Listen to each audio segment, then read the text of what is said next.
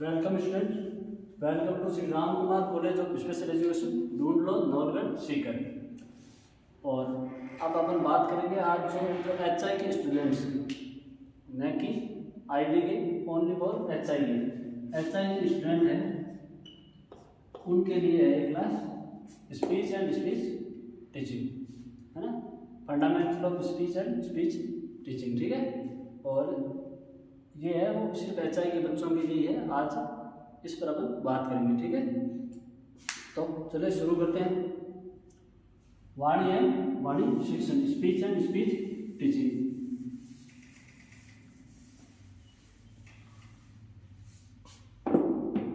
तो पहला टॉपिक है जो अपनी यूनिट है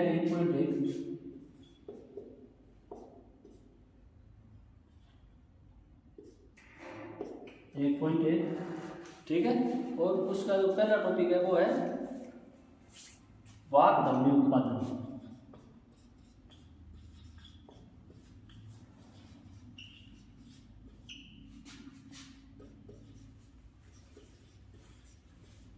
वाक् ध्वनि उत्पादन, ठीक है। ये पहली यूनिट है और अपनी जो स्पीच की जो क्लास है उसकी पहले ये वाक् ध्वनि उत्पादन, यानी ध्वनि का उत्पादन कैसे होता है, ठीक है। तो अपन आगे बात करते हैं वाणी। इसके अंदर जो पहला टॉपिक है वो है वाणी और वाणी की परिभाषा।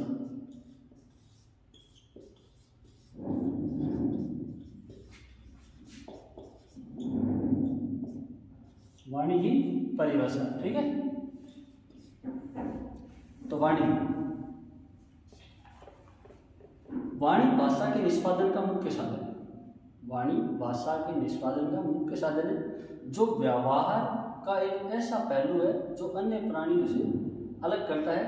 सामान्य वाणी शक्ति होने के वाली प्रभावशाली सुविधाजनक होती है। वाणी है वो भाषा का जो मुख्य साधन है, मतलब हमारी जो भाषा है उसे व्यक्त करने का, उसे समझने का या किसी को सुनाने का एक साधन है। वो क्या है? वाणी एक ऐसा पहलू है, वाणी है वो एक ऐसी चीज़ है जो मनुष्य को अन्य प्राणियों से अलग करता है। मतलब हमारी वाणी है वो अर्थपूर्ण वाणी है, हमारी भाषा है उसका एक अर्थ है। तो हमें मनुष्य को सभी अन्य प्राणियों से अलग करने वाला कोई महत्वपूर्ण पहलू है तो वो क्या है? वाणी, ठीक है। वाणी संप्रेषण का पूरा माध्यम है जो कम में अधिक सूचनाओं को बताती है। यह प्रत्यक्ष या अप्रत्यक्ष रूप से प्रभाव डालती है, क्योंकि जब कोई व्यक्ति जब किसी अंधकार में स्थान पर होता है तब उसकी पहचान वाणी से होती है। इसीलिए वाणी मनुष्य के व्यवहार या निष्पादन प्रक्रिया में महत्वपूर्ण भूमिका अदा करती है। अब वाणी है वो संप्रेषण का माध्यम है। संप्रेषण मतलब एक दूसरे से बातचीत करने का, एक दूसरे से विचार आदान प्रदान करने का सबसे महत्वपूर्ण साधन क्या है? वो है वाणी, ठीक है। तो वाणी है वो प्रत्यक्ष और अप्रत्यक्ष रूप दोनों से जो महत्वपूर्ण है। जैसे कोई व्यक्ति अंधकार में खड़ा है, दिखाई नहीं दे रहा है, तो अब उसे पहचानेंगे कैसे? तो जब वो कुछ बोल रहा है तो उसकी जो आवाज़ है, उसकी जो भाषा है, उसकी वाणी है, उसके द्वारा हम पता लगा सकते हैं कि वो व्यक्ति है वो वहाँ खड़ा है। इसीलिए वाणी है वो मनुष्य के व्यवहार या निष्पादन प्रक्रिया में महत्वपूर्ण भूमिका अदा करती है। इसीलिए वाणी है वो मनुष्य के व्यवहार मतलब जैसे अपने एक दूसरे के व्यक्ति आज अपना व्यवहार आदान प्रदान करते हैं, अपनी जो मन की इच्छा है, जो मन के भाव है, उनको एक दूसरे के साथ व्यवहार में लाते हैं। सामान्य वाणी का विकास बच्चे की उम्र के अनुसार होता है। यदि कोई विकासात्मक ध्वनि के दौरान वाणी का विकास नहीं होता है तो उसे वाणी का पिछड़ापन देखने को मिलता है। वाणी का विकास है वो बच्चे के उम्र के अनुसार होता है। जैसे मतलब जैसे कोई बच्चा है वो ऐसा तो है नहीं कि बच्चा है वो जन्म लेते ही बोलने लग जाएगा, ऐसा नहीं होता है। बच्चा है वो उम्र के अनुसार उसमें वाणी का विकास होता रहता है। जैसे धीरे धीरे वो वाणी की ओर बढ़ता है। जैसे बच्चा 6 महीने का है तो वो कुछ एक दो शब्द बोलने में सक्षम होता है, जैसे माता या पापा, दादा दादी। और जैसे जैसे वो उम्र के अगले अगले पड़ाव में जाता है, अगले से अगले पड़ाव में जाता है, उसी प्रकार वह वाणी को सीखता है। वैसे अब कोई ऐसे थोड़ी है कि उस वाणी को कोई सिखाया जाता है, नहीं। वाणी को क्या होता है कि व्यक्ति है वो जैसे अपने परिवेश में रहता है, अपने परिवारजनों के साथ रहता है, अपने समाज में रहता है, उसी समाज से वो उस वाणी को ग्रहण करता है। जैसे वो सुनता है वैसे वो बोलता है। हम जानते हैं कि किसी भी व्यक्ति के लिए वाणी अनिवार्य है। यह एक जटिल प्रक्रिया है। इसके उत्पादन में हमारे शरीर के बहुत से महत्वपूर्ण तंत्र या अंग भाग लेते हैं। वाणी है वो मनुष्य के जीवन का एक महत्वपूर्ण पहलू है। ये सभी को पता है कि वाणी के बिना संप्रेषण, अधिगम, अपने भावों का आदान प्रदान कुछ नहीं हो सकता। वाणी है वो सबसे महत्वपूर्ण पहलू है, वो अपने जीवन का है, ठीक है। और वाणी को उच्चारण करने के लिए हमारे शरीर के बहुत सारे भाग और अंग है वो मिलकर कार्य करते हैं, ठीक है। वाणी का उत्पादन वाक् यंत्रावली द्वारा होता है। यदि किसी प्रकार की यंत्रावली में असामान्यता आती है तो वाणी प्रभावित हो जाती है तथा मस्तिष्क में विकृति होने के कारण भी वाणी असामान्य होती है। अब वाक् यंत्रावली वाणी है वो किसके द्वारा निर्मित होती है?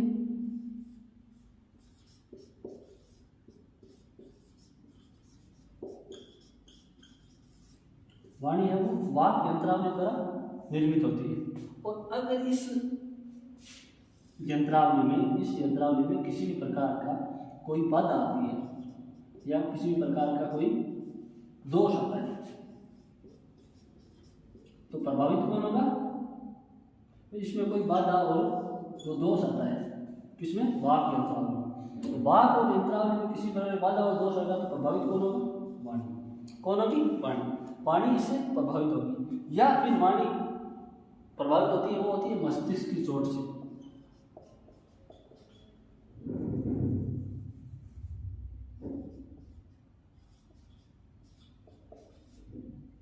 किससे होती है भाई? मस्तिष्क पर चोट होती है। इधर आपको शायद दिखाई नहीं दे रहा है, इधर लिख दे।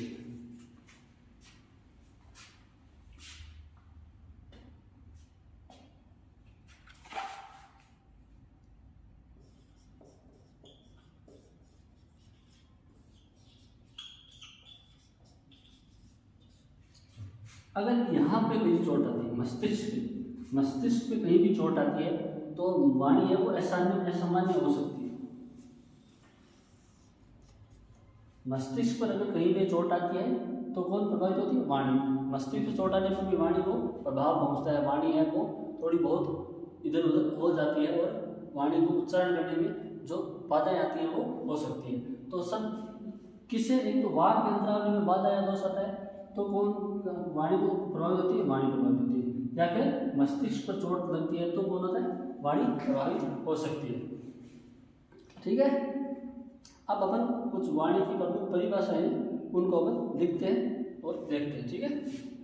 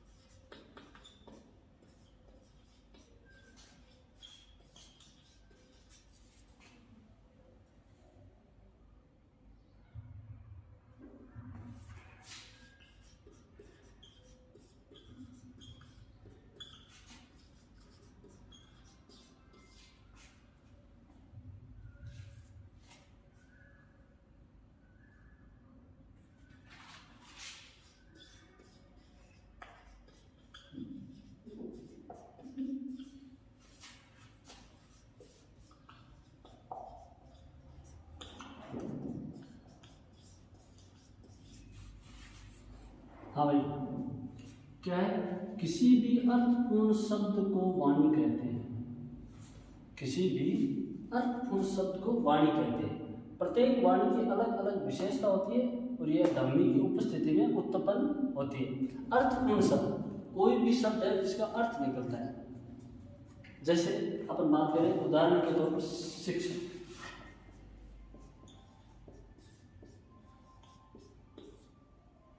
ठीक है, शिक्षा एक अर्थपूर्ण शब्द है। शिक्षा एक अर्थपूर्ण शब्द है और इसका जो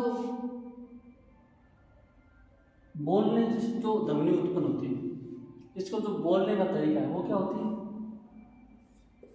वाणी।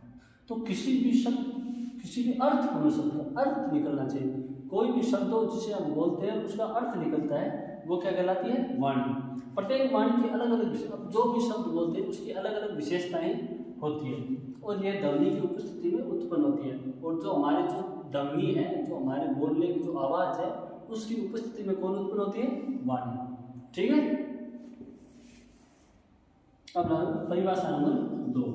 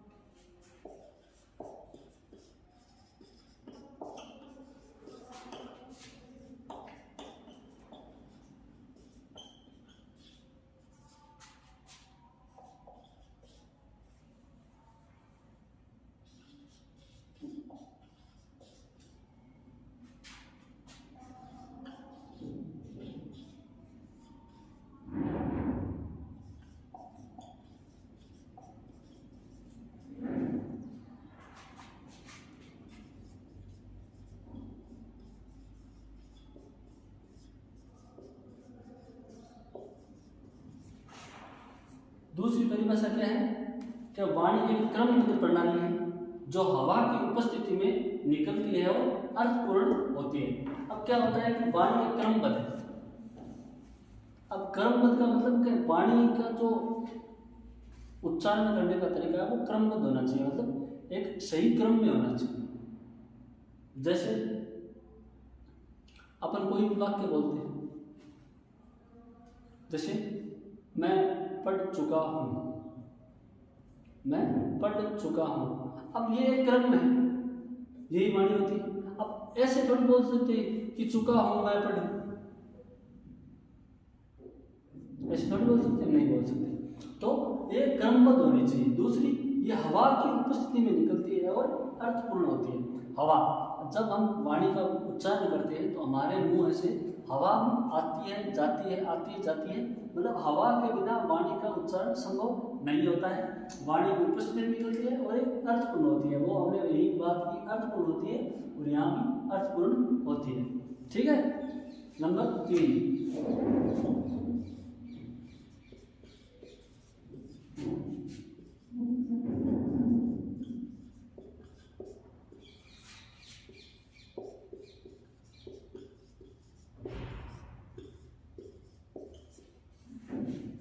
सबसे महत्वपूर्ण, सबसे इंपॉर्टेंट, वाणी संप्रेषण का माध्यम है।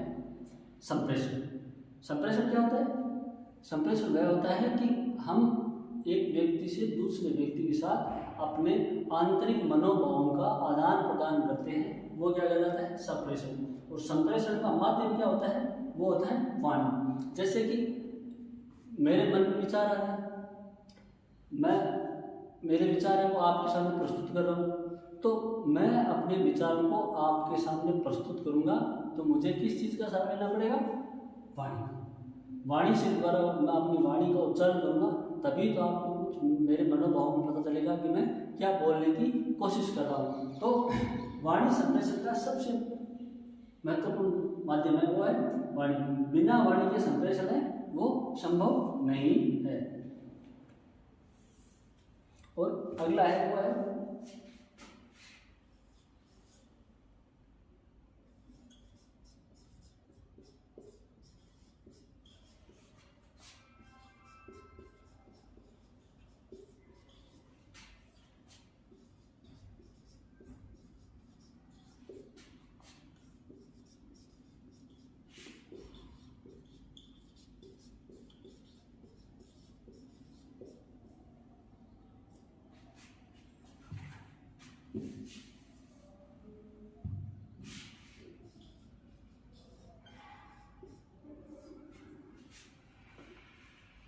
अगली क्या है, भाषा को मौखिक रूप से व्यक्त करने का तरीका है, वो क्या है, वाणी।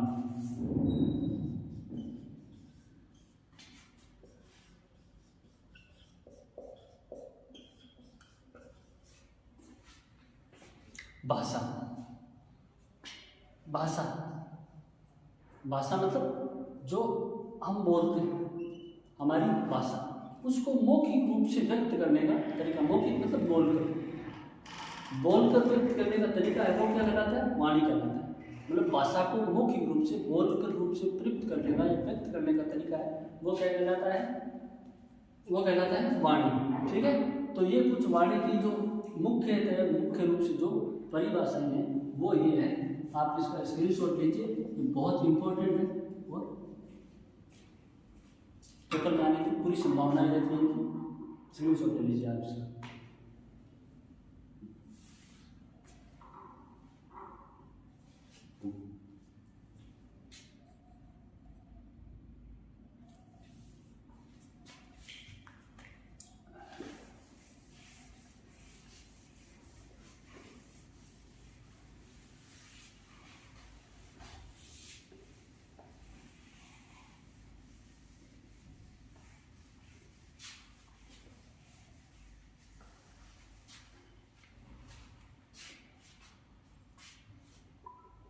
अब अगला टॉपिक है वो है सामान्य भाषण का वर्गीकरण।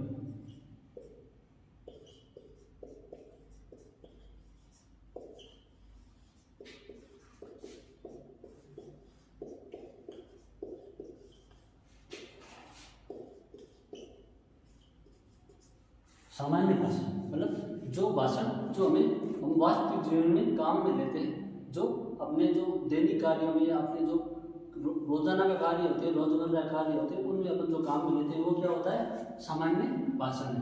ठीक है, तो पहला है, इसमें पहला है वो है सही उच्चारण।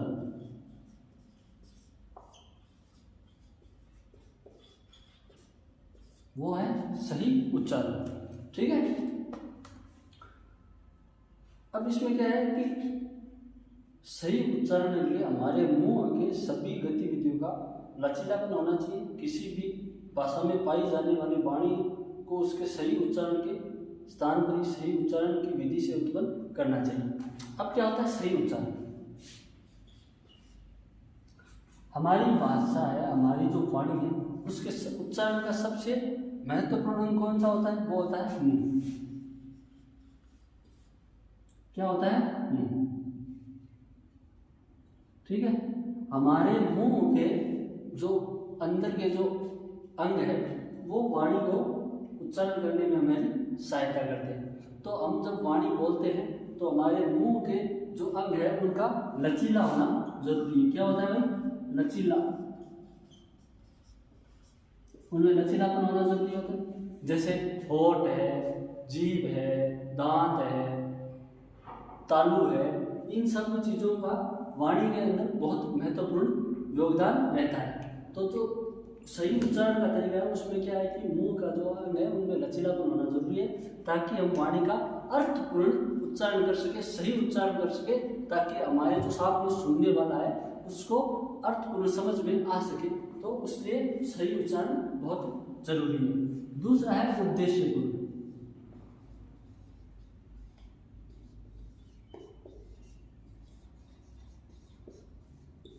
क्या है भाई, उद्देश्य पूर्ण। अब क्या है कि वाणी को प्रभावपूर्ण, प्रस्ताव उद्देश्यपूर्ण बनाने के लिए उद्देश्य का होना अति आवश्यक है। अगर कोई बोली किसी भाव को व्यक्त करती है तो वह सही भाव सही प्रकार से व्यक्त होना चाहिए। अब क्या है कि उद्देश्यपूर्ण, कोई भी वाणी किसी भी समय बोलना वो क्या होनी चाहिए, उद्देश्यपूर्ण। यानी हम जो बोलते हैं उसका एक उद्देश्य होना चाहिए, श्रोता को समझ में आना चाहिए, श्रोता को बताने का उद्देश्य होना चाहिए। अब जैसे मैं आपके सामने बोल रहा हूँ, आपको सुनाई दे रहा है, तो वो मेरा उद्देश्य है, मैं आपको सुना रहा हूँ ताकि आपको कुछ बता सकूँ, आपको कुछ समझा सकूँ, इसीलिए मैं बोल रहा हूँ। ऐसा थोड़ी है कि मैं ऐसे खड़े हो गए एकदम, किसी कोई मेरे सामने नहीं है, कोई मैं ऐसे अकेला खड़ा होकर बोल रहा हूँ, ये तो है नहीं। मैं किसी को समझाने के लिए तो बोल रहा हूँ, तो उसका उद्देश्य है मेरा कि भाई जब मैं बोलूँगा तो आप सुनेंगे और आपको कुछ समझ में आएगा। तो वाणी है वो क्या होनी चाहिए, उद्देश्यपूर्ण होनी चाहिए, ताकि श्रोता को सही समझ में आ सके और अपना है उद्देश्य है वो सही हो सके। अगला है वो है सहमति वाक् ध्वनि।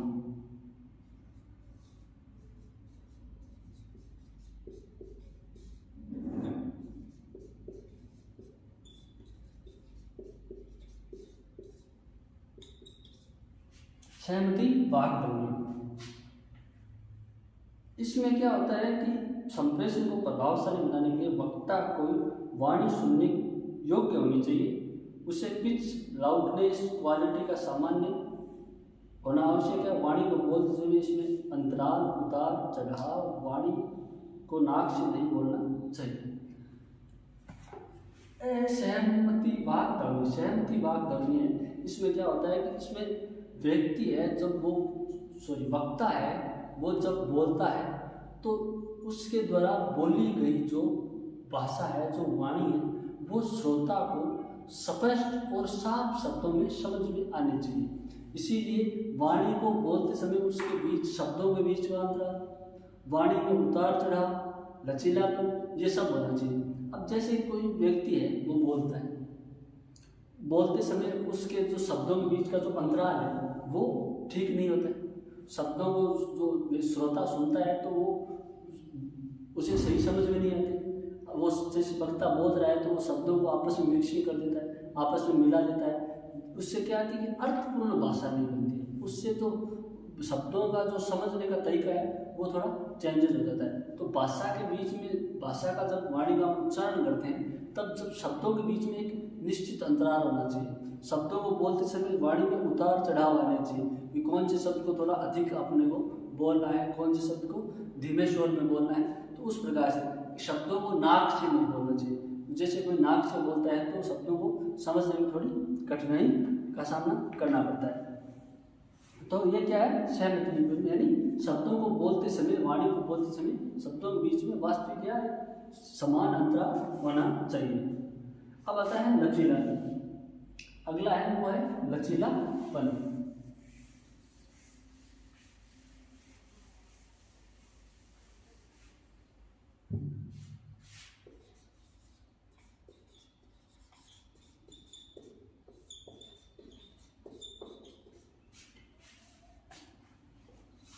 इसमें क्या है, वाणी, इसका तात्पर्य है कि वाणी के उन गुणों में से है जिससे जीव की पिच, गुणवत्ता, तनाव, बल, भाषण की तरह का अनुमान, स्वर विन्यास, रिधम, लय इत्यादि से।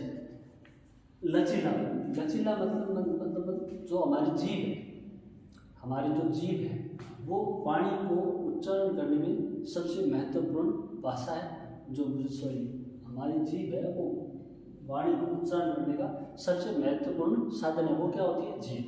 क्या होती है भाई, जीभ। ठीक है, तो जीभ है उसका जो लचीलापन है, उसको जो बोलने का लय है, उसका रिदम है, वो सही होना चाहिए। ताकि वही बात है, वाणी, जीभ का लचीलापन जो होता है वो सही होगा, जीभ का लय या जो रिदम है वो सही होगा, तो हम तभी हमें वो अर्थपूर्ण वाणी है उसको बोल सकेंगे। वरना हमारी जो वाणी है वो अर्थपूर्ण नहीं होगी और जो वक्ता है उसकी जो भाषा है वो श्रोता को सही समझ में नहीं आ पाएगी। इसीलिए वाणी में लचीलापन या लय और रिदम होना बहुत जरूरी है। अगर इसमें समयानुसार उतार चढ़ाव नहीं होता है तो वाणी की सुंदरता और गुणता में कमी आ जाती है और वाणी बोरिंग हो जाती है। अब क्या होता है कि वाणी में जब उतार चढ़ाव, लचीलापन नहीं होता है तो वाणी की जो सुंदरता है और वाणी की जो गुणवत्ता है, अब कोई भी व्यक्ति है वो बोलता है तो उसकी जो बोली है वो कर्कश होगी, या तो अधिक धीमे होगी तो अपने समझ में नहीं आएगी। उतार चढ़ाव मतलब या तो जैसे कोई भाषा है, कोई वाणी बोल रहा है, अगर वो वाणी धीमे होगी तो हमारी समझ में नहीं आएगी, या फिर वो वाणी अधिक तेज होगी तो हमारे कानों में वो कर्कश लगेगी। तो इससे क्या है कि वाणी है उसका उतार चढ़ाव है वो एक निश्चित होना चाहिए, अंतराल के अनुसार उतार चढ़ाव होना चाहिए भाषा में, ताकि वाणी सुंदर और गुणवान लगे। अगर वाणी सुंदर और गुणवान नहीं होगी तो वाणी है वो श्रोता को है वो बोली लगने लगेगी और वह अर्थ नहीं निकाल पाएगा। इसीलिए वाणी में लचीलापन होना चाहिए और वाणी की संख्या वाक्य की लंबाई पर निर्भर करती है। अब कोई भी वाक्य है, कोई भी, जैसे मैं वाणी बोल रहा हूँ तो मैं कोई भी वाक्य बोलता हूँ तो मैं 5 मिनट लगातार एक वाक्य बोलूँगा तो मैं सही बोल पाऊंगा, न आप सही समझ पाएंगे। तो वाणी के बीच में निश्चित अंतराल और जो उतार चढ़ाव है वो हमें बहुत जरूरी है। अब अपना आगे है वो है अर्थपूर्ण वाणी का उत्पादन।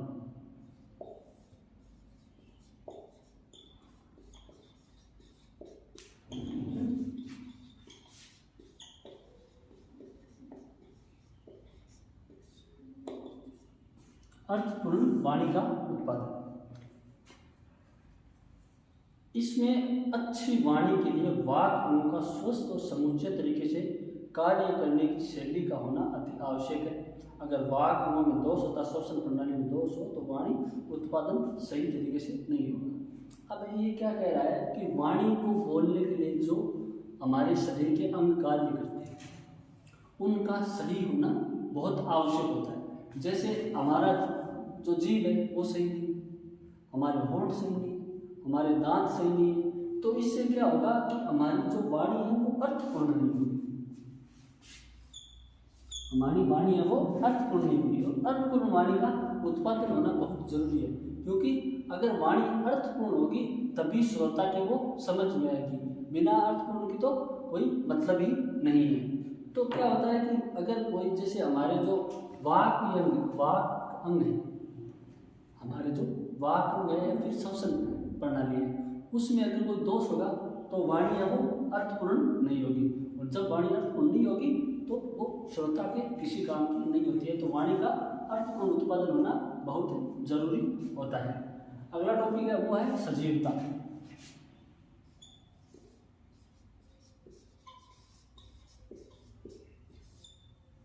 क्या होता है भाई? सजीवता। वाणी को प्रभावशाली बनाने के लिए उसमें सजीवता होनी चाहिए जिससे श्रोता संप्रेषण में अधिक रुचि ले। अब क्या होता है कि वाणी में सजीवता होनी चाहिए। अब वाणी है, जो कोई व्यक्ति या श्रोता बोल रहा है तो उसकी वाणी है वो सजीव लगनी चाहिए, उसमें एक अलग प्रकार का रिदम होना चाहिए ताकि जो सुन रहा है उसे अच्छी लगे, उसे उस वाणी को सुनने में मजा आए, तभी है वो वाणी को दूसरा सुनने के लिए उत्सुक होगा। अगर वाणी में सजीवता नहीं होगी तो वो सामने वाले को, श्रोता को सही समझ में नहीं आएगी और श्रोता उसे सुनना नहीं चाहेगा। ठीक है।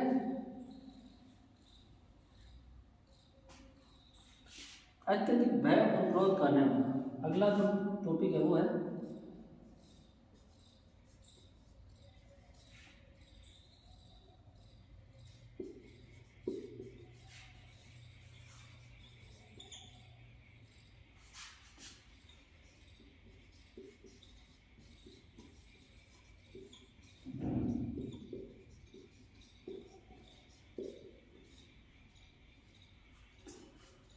अत्यधिक भय और क्रोध का न होना। इसमें क्या होता है कि अच्छे वक्ता के लिए क्रोध, भय, चिड़चिड़ापन और उससे होने वाले स्वभाव नहीं होने चाहिए, क्योंकि उसका अक्सर उसकी वाणी पर पड़ता है। अगर क्रोध में व्यक्ति बोलता है तो उसकी वाणी में कंपन और चिड़चिड़ापन दिखाई देते हैं। अब इसमें क्या है कि जब वक्ता है, वक्ता मतलब जो बोल रहा है, जो वाणी को बोल रहा है, वो न तो अधिक भय में होना चाहिए न अधिक क्रोध में होना चाहिए। अगर वो भय और क्रोध में होगा तो उसकी वाणी है वो बहुत तेज होगी, कर्कश होगी, जो सामने सुन रहा है उसको अच्छी नहीं लगेगी। जैसे अब मैं बोल रहा हूँ, आपको पढ़ा रहा हूँ, तो अगर मैं क्रोध में आके आपसे बात करूँ, क्रोध में इस वाक्य को बोलूँ तो आपके समझ में थोड़े, आपको अच्छा थोड़ी लगेगा। तो जब वक्ता है, जब वो वाणी को बोल रहा है तो उसकी वाणी में, उसके मन में क्रोध और भय का होना जरूरी, भय का नहीं होना चाहिए, ताकि श्रोता है वो चिड़चिड़ा न हो, श्रोता को सही समझ में आ सके। अगला टॉपिक है वो है बहुत आरामपूर्वक अपनी वाणी का प्रयोग। ठीक है, अगली बात करते हैं।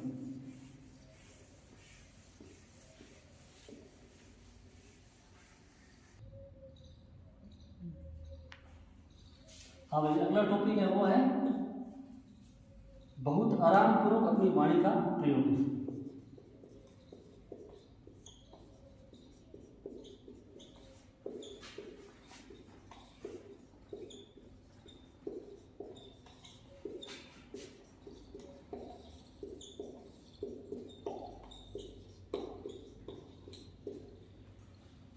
बहुत आराम पूर्वक अपनी वाणी का प्रयोग।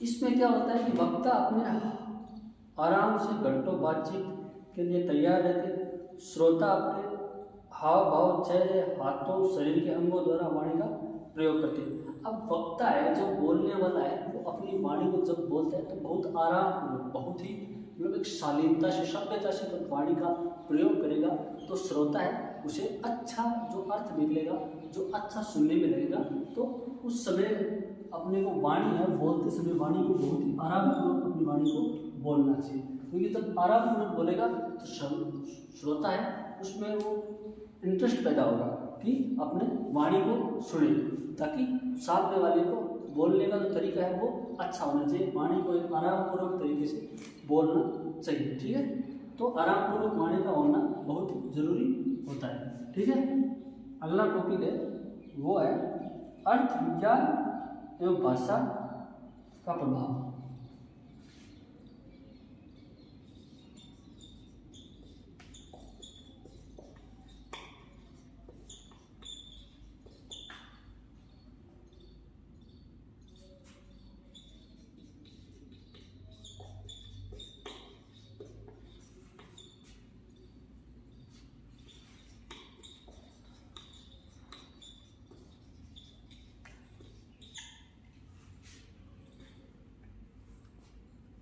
इसमें क्या होता है कि अच्छे वक्ता के लिए भाषा का ज्ञान होना अति आवश्यक होता है। जो अच्छा वक्ता होगा, जो बोलने में अच्छा होगा, उसे भाषा का संपूर्ण ज्ञान होना चाहिए।